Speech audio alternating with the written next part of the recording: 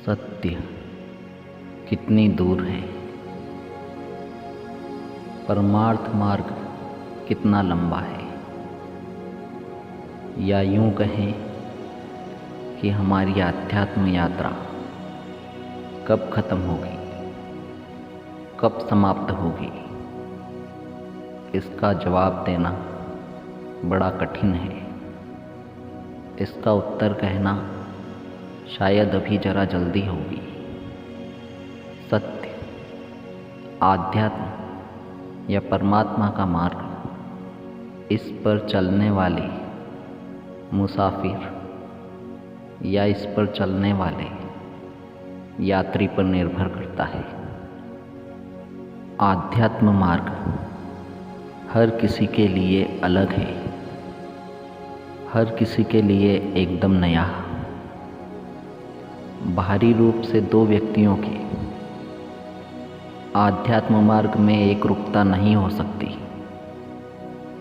क्योंकि हर व्यक्ति का जन्म, हर व्यक्ति की परिस्थितियाँ और इससे भी बढ़कर हर व्यक्ति के कर्म अलग अलग हैं।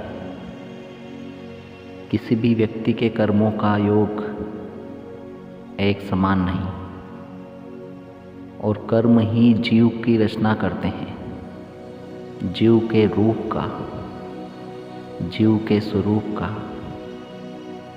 मुख्य तत्व कर्म ही है। जिस तरह 10 व्यक्तियों के लिए एक स्थान से दूसरे स्थान तक पहुंचने का समय अलग अलग होता है, क्योंकि हर किसी के कर्म अलग अलग होते हैं। कोई धीरे चल रहा है तो कोई थोड़ा तेज, कोई जगह जगह रुक जाता है तो कोई तेज दौड़ रहा है। इसी प्रकार आध्यात्म मार्ग का भी सफर है। इसी प्रकार परमात्मा तक पहुँचने, परमात्मा से मिलने की यात्रा सबके लिए अलग अलग है। इस यात्रा में, इस मार्ग में केवल इसी जन्म के कर्मों का प्रभाव ही नहीं रहता, बल्कि मनुष्य के पूर्व के कई कई जन्मों तक का प्रभाव होता है। इसी का परिणाम होता है कि किसी को सहज ही, बड़ी जल्दी, कम उम्र में ही बोध हो जाता है, ज्ञान हो जाता है। इसके विपरीत दूसरे व्यक्ति को अधेड़ उम्र तक भी परमार्थ का, आध्यात्म का बिल्कुल बोध नहीं होता। उसे आध्यात्म की कोई खबर तक नहीं होती, और जब उसे पता चलता है, वो थोड़ा इसमें डूबता है, तब उसे बड़ा अफसोस होने लगता है। वह पछताने लगता है कि काश मुझे इसका ज्ञान कुछ वर्षों पहले हो जाता, काश मैं जरा जल्दी परमार्थ से जुड़ जाता। यहाँ पर कर्मों को लेकर लोगों में एक बड़ा भ्रम है, एक बड़ा झूठ और है।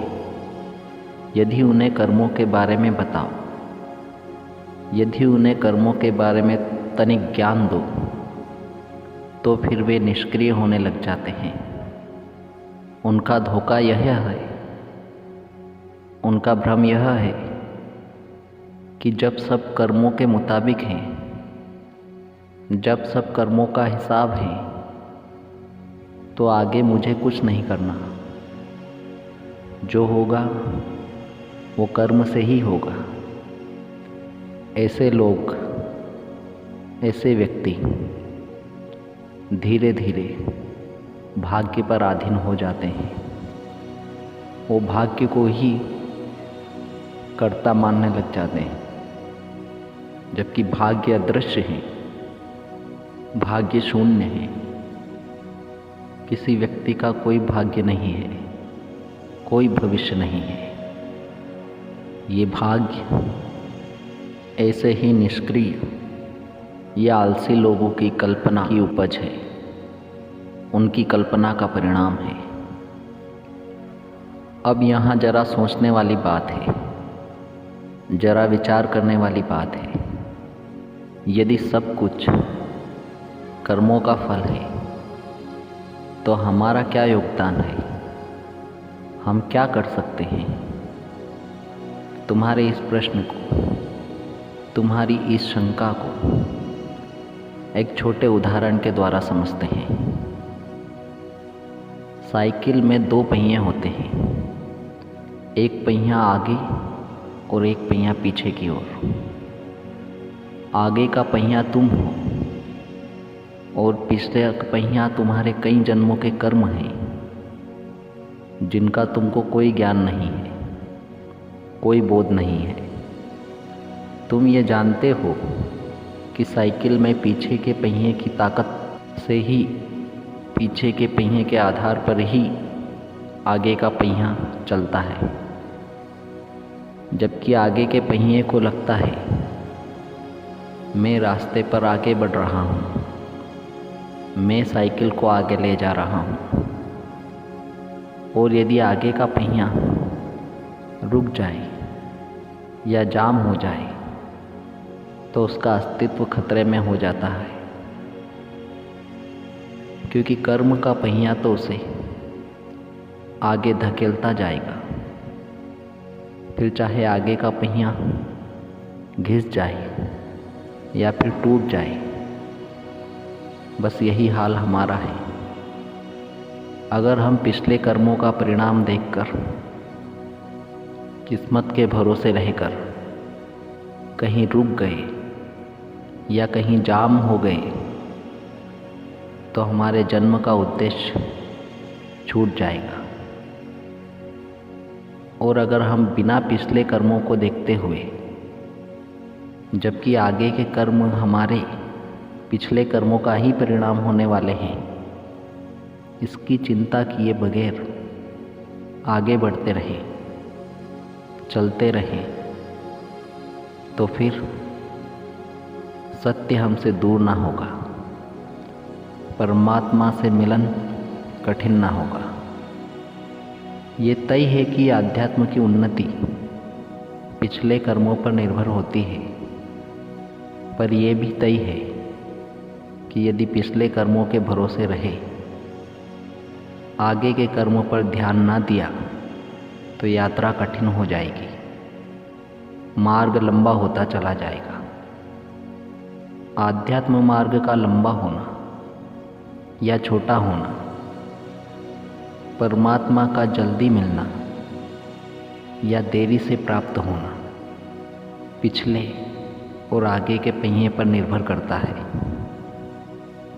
यदि तुम्हारी सोच पिछले पहिए पर है तो तुम्हारा मार्ग कठिन हो सकता है, पर यदि तुम्हारी सोच आगे के पहिए पर है तो तुम्हारा आध्यात्मिक मार्ग सरल होने की अधिक संभावना है। हमें याद रखना है, भले ही पिछले कर्म हमारा आधार है, पर ये जन्म हमारे हाथ में है। इस जन्म के कर्मों की रस्सी हमारे हाथ में है और हम इस बागडोर के जरिए इस जन्म को सही दिशा में ले जाने के लिए स्वतंत्र हैं। इसके असली उद्देश्य को, इसके असली लक्ष्य को इस जन्म के असली धाम तक पहुंचा सकते हैं। आज के लिए बस यही।